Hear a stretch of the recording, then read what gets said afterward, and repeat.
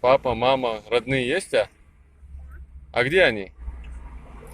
Папа на работе, мама тут. А Как на работе признается где? София, у них в семье работают все. Даже она, шестилетняя девочка, не исключение. Труд, если вообще можно применить это слово здесь, не терпит лени и усталости. И поэтому юная уроженка Таджикистана слоняется здесь, в районе старого автовокзала Назрани, то и дело выпрашивая у прохожих мелочь. Здесь же неподалеку мы нашли и маму Софии. Она вполне себе уютно устроилась на пешеходной тропинке. И очевидно, что менять свой образ жизни не собирается.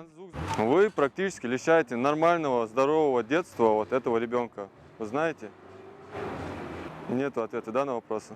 Впрочем, ответ очевиден. Недолго думая, такая заботливая мама, высказав все свое недовольствие, спешно ретируется подальше от телекамеры. Время полдень, попрошаек на улицах Назрани пруд-пруди. Сердобольных и наивных чаще всего горе-бизнесмены ловят в многолюдных местах. Просьбы подать ради Всевышнего особенно часто звучат рядом с банкоматами и рынками. Буквально одергивая прохожих за одежду, они учат азам этого дела и своих детей. От этого многие жители порядком устали. او بادرش هر چقدر بسخندی там возмелил сади делать бы синтез чудак дать аль-шур бахтштан каждый первый хатминга примерно там эцек хатвич подес сорга ашкулицу так мы содуп ашкулицу там итля халутна арыша башкулшей нам ждать куклаш хамаш бик бонца бирж дежа вабыш буч дух дейцунш хамаш у нас занимался беки. Машина делаешь бы. Да, с ребенком. Машины сойти бери, может я как цивиль букшаш.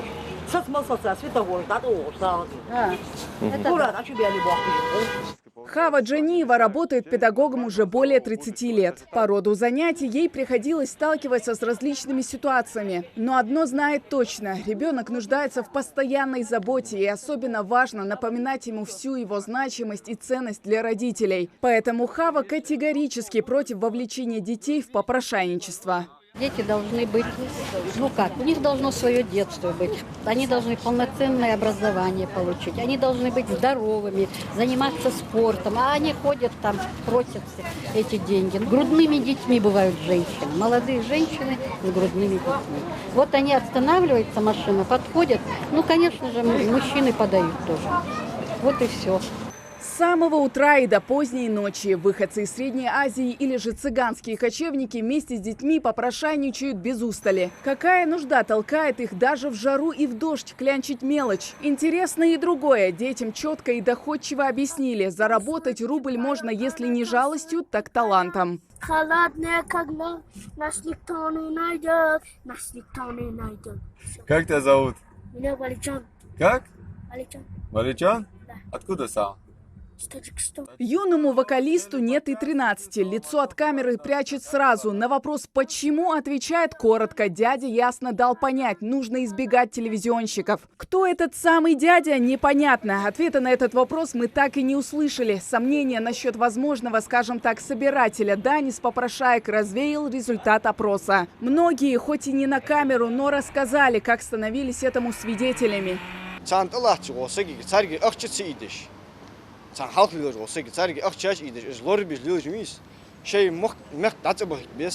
Вовлекая несовершеннолетних в такой образ жизни, взрослые портят жизнь ребенка и создают все условия для приобщения его к преступной среде. Защита здоровья и прав детей стоит во главе угла в повседневной деятельности инспекторов по делам несовершеннолетних.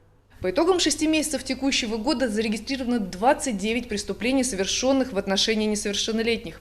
Кроме того, инспекторами по делам несовершеннолетних проводятся мероприятия по выявлению и пресечению фактов вовлечения несовершеннолетних в антиобщественные действия. Так, по итогам 6 месяцев 2020 года в ходе проведения оперативно-профилактических мероприятий сотрудниками ПДН выявлено 11 фактов систематического вовлечения несовершеннолетних детей в занятия попрошайничеством.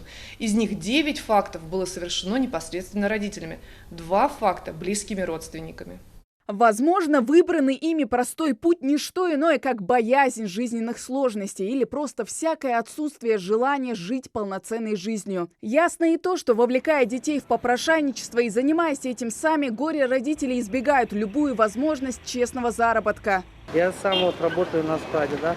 Если туда придет какой-то человек, мужчина, женщина, попрошайка, да, они просят, я им предлагаю работу. Они после этих слов сразу уходят. Оценку деятельности любителей легкого заработка дает и Уголовный кодекс. В статье 151 за совершение антиобщественных действий горе-бизнесменам грозит вполне реальный срок. Так, например, в мае текущего года Магасский районный суд вынес вердикт в отношении 33-летней уроженки Узбекистана. Она также наполняла карман за счет стараний своей 2-летней дочери. Итог – год лишения свободы. Прокуратура Республики Ингушетия совместно с Министерством внутренних дел по республике на протяжении последних лет ведет серьезную работу по решению правовыми средствами проблемных вопросов, таких как социальные явления, как бродяжничество и попрошайничество. Систематически проводит профилактические мероприятия по выявлению и пресечению преступной деятельности лиц, занимающихся организацией занятия попрошайничеством и принуждению к попрошайничеству несовершеннолетних. Указанные противоправные действия подпадают под признаки преступления, предусмотренного статьей 151 Уголовного кодекса Российской Федерации, то есть вовлечение несовершеннолетнего в систематическое употребление, распитие алкогольной и спиртосодержащей продукции, одурманивающих веществ и занятия бродяжничеством или попрошайничеством, совершенное лицом, достигшим 18-летнего возраста, наказание за которое влечет за собой в виде обязательных работ, исправительных работ, арестом либо лишения свободы до 5 лет. Если вовлечение несовершеннолетнего в систематическое занятие бродяжничеством или попрошайничеством, совершенное лицом, достигшим 18-летнего возраста, сопрягалось с применением насилия или угрозой его применения, то наказание за собой влечет только лишь лишение свободы на срок от 2 до 6 лет. По указанным основаниям в республике в 2019 году возбуждено 12 уголовных дел и в истекшем периоде 2020 года 11 уголовных дел. По результатам предварительного следствия все уголовные дела указанной категории направлены в суд для рассмотрения по существу.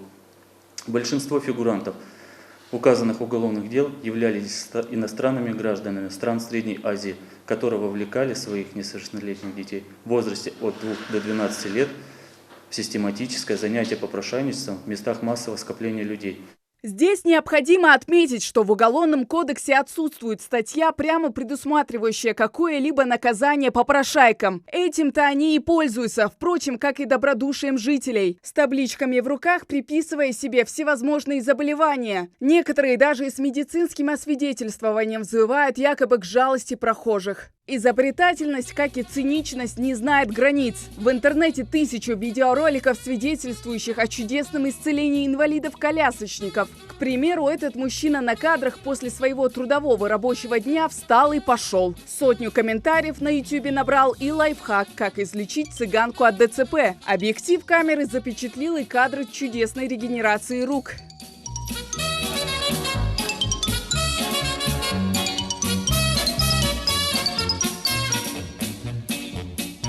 Своим обманом они ставят под сомнение и диагнозы тех, кто действительно испытывает проблемы со здоровьем и нуждается в помощи и поддержке со стороны. Для начала, прежде чем взяться помочь потенциальным больным, нужно узнать, где и когда поставили диагноз, куда он уже обращался за лечением. А если человек отказывается, то в помощи он точно не нуждается, и попрошайничество просто выбранный им легкий путь заработка. Хава Газикова, Адам Мережков, Хасмагомед Майсигов. Новости 24.